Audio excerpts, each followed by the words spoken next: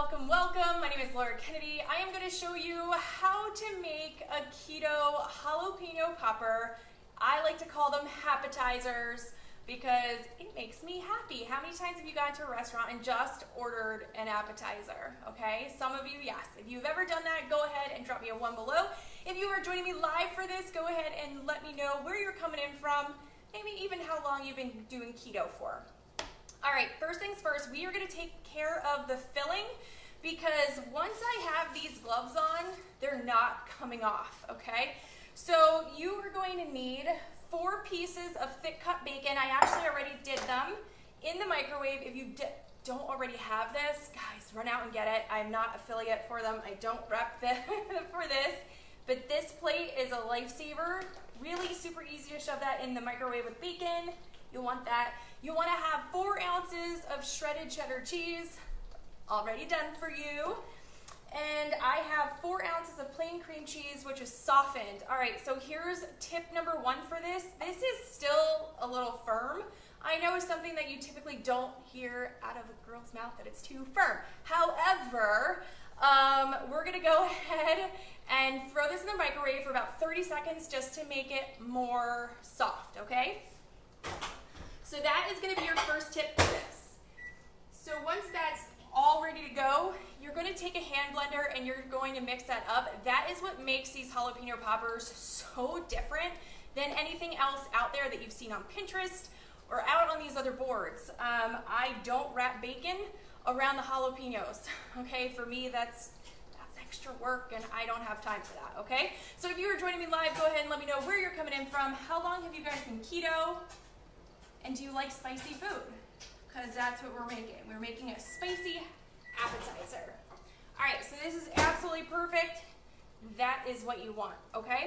So I'm gonna take my hand mixer and we're gonna cream this up a little bit just to break up all the chunks.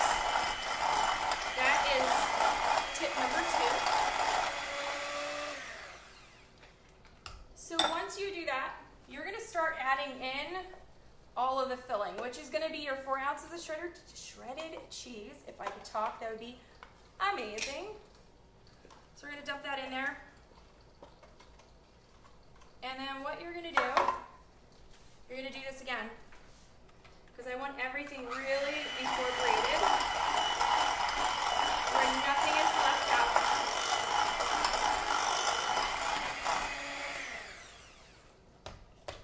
Now with the bacon, I'm going to go ahead and just slice this up, and it's going to be, I'm just going to dump it right back in there with that. But instead of using the blender, the mixer, I'm actually just going to fold it gently in there so that the bacon doesn't get all too crumbled. Make sure you have a knife that actually likes to cut for you. I guess that would be another little secret. So we're just going to cut up the bacon. It doesn't have to be perfect. Shove it in there. And I'm going to show you guys exactly what's going to happen with the jalapenos. I started them earlier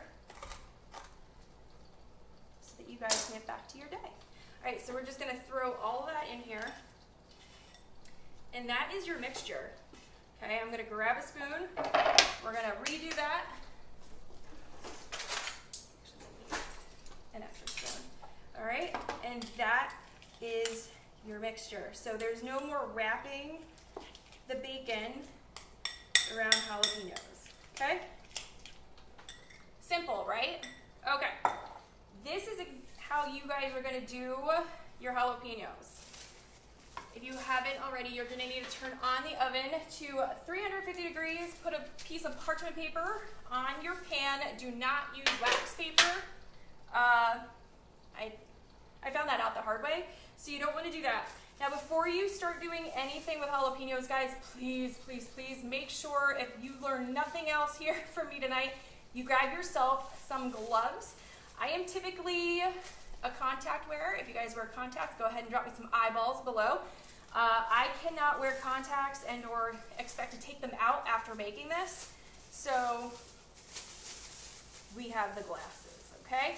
So super important. One time I did actually try doing this without the gloves. My eyes burned for a few days, okay? All right, so don't touch your face. Don't do any of that. What you're gonna do is you're just gonna chop off the end of here first. You're going to then slice these in half, and you're gonna need 10 jalapeno peppers to do this with. This all started because I grew too many jalapenos in my garden. So you're gonna need an extra spoon, and you're just seriously just gonna lift all this out, all the seeds out. If you have pets, be careful where these seeds go. Otherwise, they may have the trots, which you don't want. It's gonna hurt them. So you're just gonna scoop out all of this to make room for the filling that we just made. And that's it. That's how you get your jalapeno boats. After that, we're gonna move this, move everything over. Just take your filling and you're going to place it in here. It doesn't have to be anything fancy, just throw it in there. But it does, it saves you some time from wrapping, okay?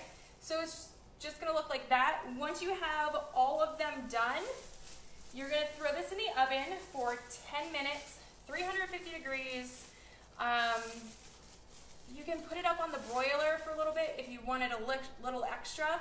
Other than that, guys, that's how simple this is. It's perfect for football. It's perfect for a party, whatever it is. That's why I call it a appetizer. So guys, if you like this, if you know somebody that enjoys spice, please make sure that you like, comment, and share this out to them. Leave me some feedback if you try it, all right? So thank you guys so much for joining me. I appreciate you. Bye.